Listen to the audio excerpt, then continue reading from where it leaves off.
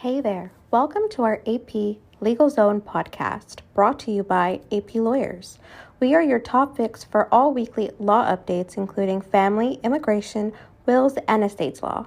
Just a friendly reminder, we are not your lawyers, and everything contained in this podcast is for entertainment purposes only and not to be construed as legal advice. Be sure to subscribe to our podcast so you can stay connected with any updates and get notified about our new episodes. Hi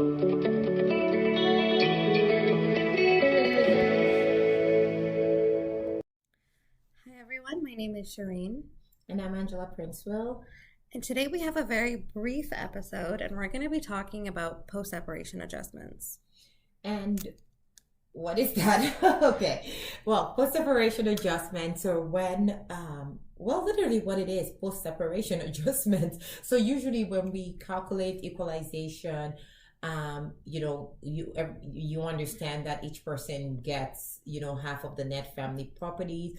And usually it should be that clean, but it almost never is. And there's multitude of reasons, right? People sometimes leave together. I actually have a file now that the people have been living together since 2015, even though they've been separated for that long. So you can imagine the amount of adjustments that need to be. It would be a nightmare to do those at the accounting. And we also had the long motion. I believe that was in the May trial sit-ins where we had to, no, that wasn't May. I don't know, recently. November, sorry, that was the November trial sit-ins where we were dealing with a separation from 2010 and we're only just finalizing those matters. So imagine we're going to be dealing with post-separation adjustments for over 11 years, right? So post-separation adjustments are just generally monies that one party has incurred that the other needs to repay them for. Yeah, and after separation. And it's incurred after separation. So if I fix the stairs in my, in a home while we're still married, if we separate, it doesn't matter. Like you fix the stairs. It's what couples do things for each other, for the family as a whole. It doesn't matter. But if the stairs in the home, need repairs, and you've incurred the cost to do that, and now you're having to share that, you're equalizing the properties in some way, you need to be credited for that amount because it's past the date of separation and there's really no justification for you making that investment on behalf of the family. And another common one is like maybe a joint home and one party's undertaking significant renovations so that the value of the home when it's sold is increased. Obviously the other party is going to benefit from that increased cost, so They should be paying for the adjustments that need to be made. So we would figure out what half of those costs would be, and then they would be responsible for them. Mm-hmm. So home renovations are pretty common. Other expenses, if you're paying on behalf of, maybe after separation, you're paying for the other spouse's car or car insurance. Cell phone is the most common one, surprisingly, and because sometimes you have family plans and there might be some issues, canceling that, or someone maybe upgrades the plan and leaves you with the bill. These aren't things that are just fell to the wayside. We will deal with them as part of post-separation adjustments. And I think a lot of the times, our clients might get concerned about some of the expenses they're incurring. And I'm like, don't worry about it. Yes, We're going to adjust it. It's not just silenced. Yeah, I know. I recently finalized a matter where we had to deal with insurance payments by one party from, I believe that was also from 2016. And then there were also hospital bills that were incurred by one party after the date of separation. So we also had to adjust for that, right? But I think the most complicated one that I'm working on right now involves, so there's the matrimony on which clearly both parties have been living in since the date of separation. But to even complicate that further, there used to be two tenants in the basement. Then at some point they became one tenant. So now we need an accounting and receipts for each year where there was two and one, because it's a jointly owned home. And even though during the marriage, the husband in this case was always collected the rent and applied it however he saw fit, Well, the wife at this point is saying, no, not anymore. I'm entitled to have that rent because this is half the property. So now it's gotten very complicated because husband's saying, well, I paid all the utilities. Let's call it a wash. So it's not being called a wash. So we're getting receipts for 7 years of utility payment. We have 7 years of basement receipts. So there's, and for utilities, it's electrical, this, that, the whole deal. I mean, so it's depending on the rent, well, you never know who comes out ahead, right? It's just, and it seems trivial. Well, it seems trivial when we're saying it this way, but in these calculations, the other side, and it's not actually my client, has actually incurred over $100 and something thousand of expenses post separation since 2016 when they separated.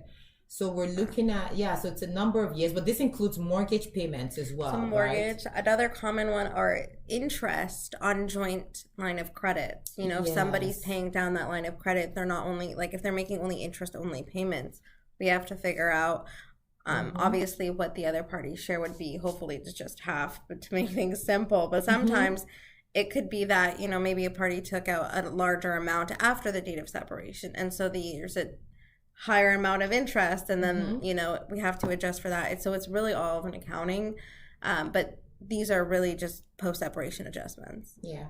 Okay. So I think that's we sometimes, there's obviously adjustments also done for, say, children's expenses, things like that, but I like to think about that more as retroactive child support as opposed to post-separation adjustments.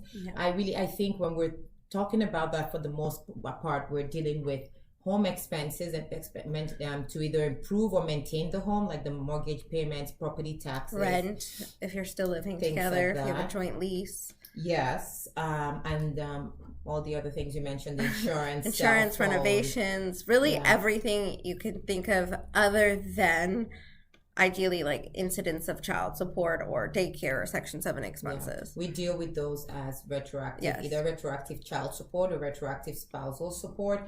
And just think about it, you're separated now.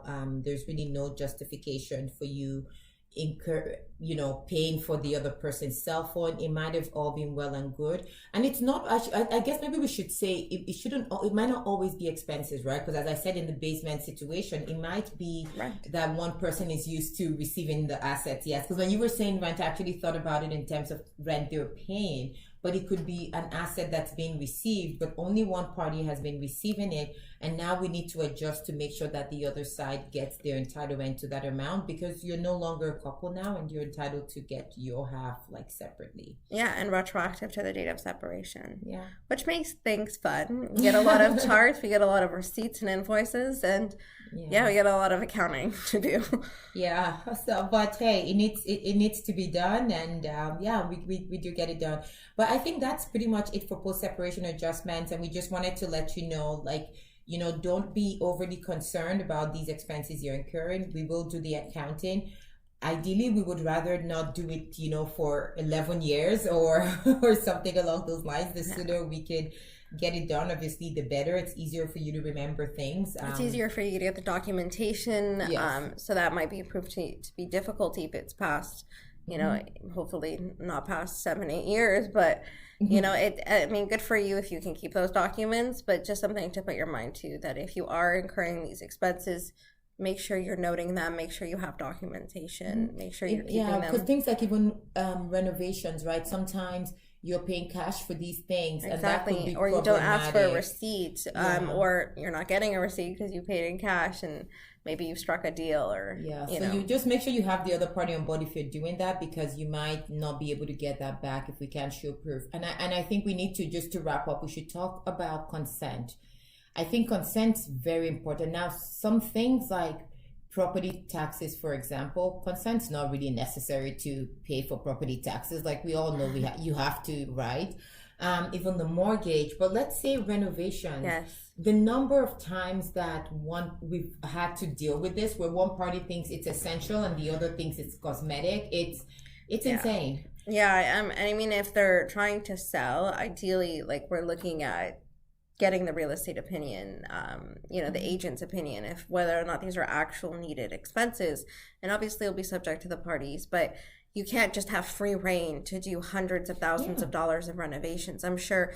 And then the courts also weighed in that if that's the circumstance of a home that needs to make those adjustments, sometimes it may just be sold on an as-is basis. Yeah, you don't have like while a real estate person might suggest doing XYZ, there's times when the other party just wants their money and wants out. Yeah. And so they don't necessarily want to wait to do their adjustments. But I've had a lot of cases where, the roof is broken and someone says, well, I had to fix the roof and I had to do the floors and I had to. You need to, if you're going to be getting contribution from the other person, you need to get their consent, because there's times when I've been on both sides of the argument, but there's times where one person is saying, I could have done this. They didn't need to go pay $10,000 to get the floor done. Or if I had known this was happening, I could have come in and done it for, just buy the parts and I could do the labor. So how do they justify paying somebody $5,000 for labor when they're saying, I could have come in on the weekends and gotten this done?